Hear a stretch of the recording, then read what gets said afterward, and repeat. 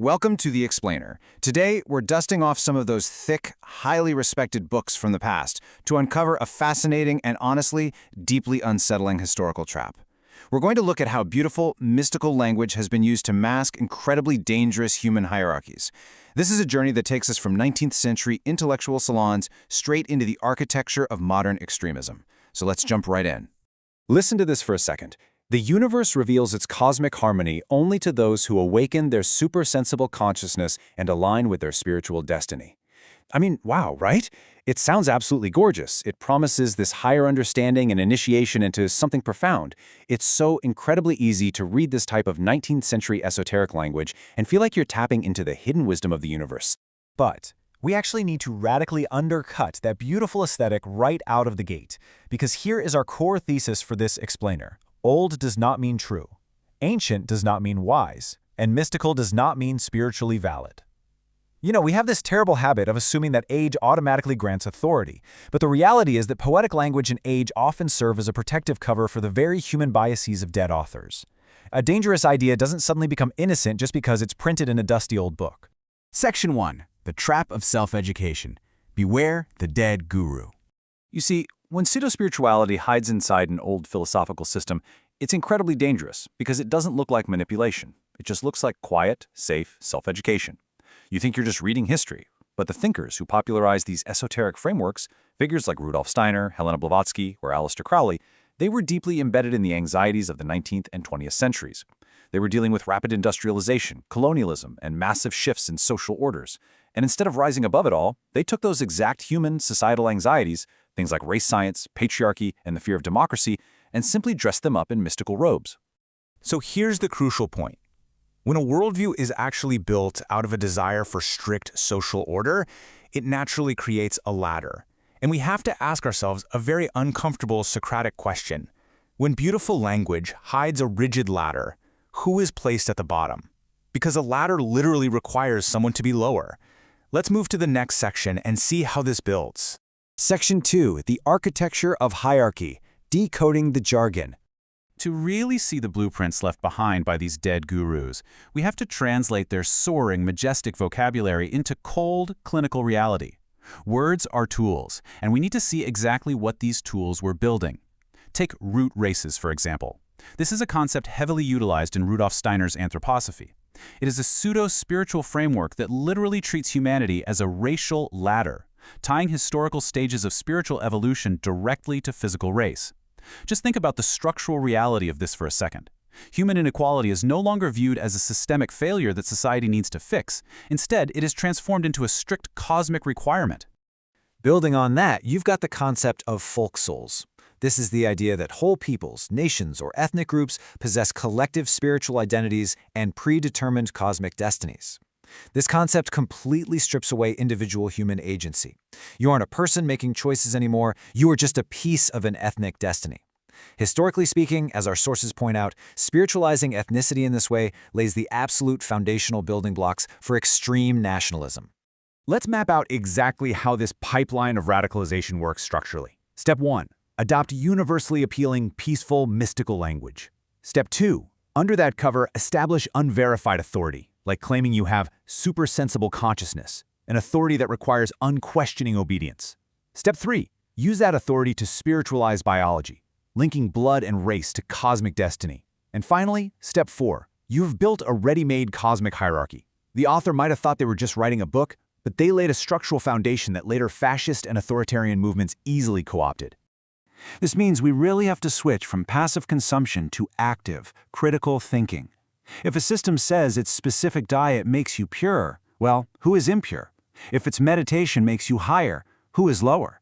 If its sexual morality makes you spiritually clean, who is contaminated? We have to constantly ask who these systems expect you to step on to reach the top. Section 3. Bias wearing sacred robes. The sanctification of prejudice. Now, let's explore the psychology of why this trap is so incredibly effective. Pseudo-spirituality basically performs a dark alchemy. It doesn't invent hatred from scratch, it just takes ordinary human prejudice and rebrands it as divine law. Modern psychology and sociology show us that people rarely experience their own bias as prejudice. They experience it as fear, disgust, or desire for exclusion. Harmful spiritual systems step in and protect that bias from interruption by giving it a sacred vocabulary. Fear is rebranded as discernment. Disgust becomes purity. Prejudice becomes higher perception. This is exactly how hierarchy becomes holy. Okay, let's dive into how this actually shows up today, because modern pop culture casually recycles and launders the contaminated authority of these old frameworks literally all the time. Social media takes complex esoteric concepts and turns them into aesthetic shortcuts. Karma gets stripped of its ethical context and used for victim blaming. Vibration functions as an energetic caste system where the sick or poor just have low vibes.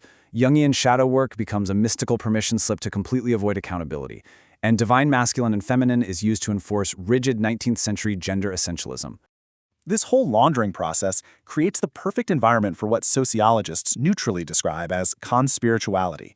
This is the well-documented fusion of alternative wellness culture, anti-institutional paranoia, and authoritarian extremism.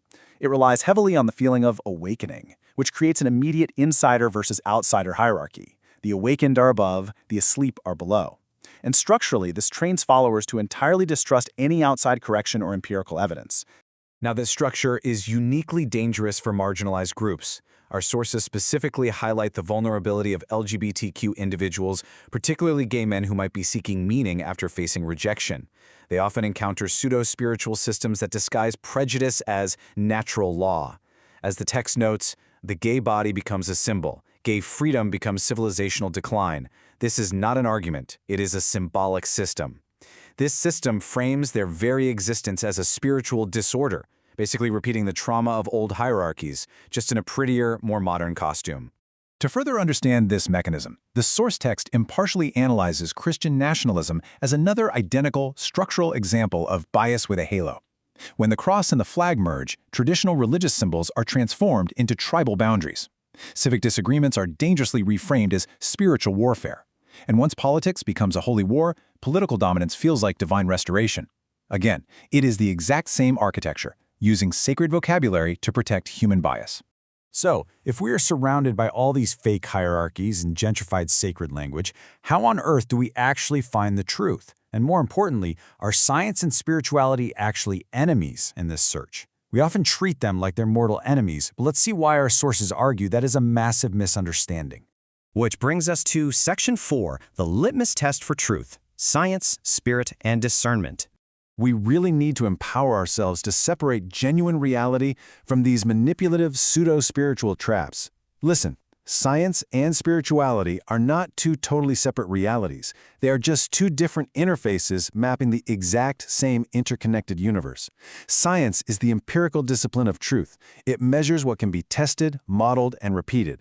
Spirituality is the non-empirical discipline of truth. It investigates what must first be recognized through lived experience, things like conscience, meaning, suffering, and love, long before it can ever be measured. Historically speaking, genuine spiritual insight actually often precedes scientific instrumentation. I mean, ancient contemplative practices mapped out the mechanics of attention and suffering centuries before functional MRI machines even existed. Because they study the same reality, real spirituality welcomes science. Both of them just want to clarify the truth. Pseudo-spirituality, however, is terrified of science because empirical reality exposes its unverified authority and its fake hierarchies. So here is the definitive litmus test for evaluating literally any philosophy, whether it's ancient or brand new. True spirituality deepens your compassion. It exposes the ego, forces humility, and increases your responsibility to others. Pseudo-spirituality protects your biases, demands your unquestioning obedience, creates strict hierarchies, and ultimately makes you feel fundamentally superior to the unawakened masses. Which leaves us with one final, absolutely vital question to ask ourselves as we consume information. When you pull back the cover of your favorite philosophy or you read the words of that highly respected dead guru, does it build a ladder of compassion or a ladder of control? Keep asking those hard questions, look past the aesthetic, and I will catch you in the next explainer.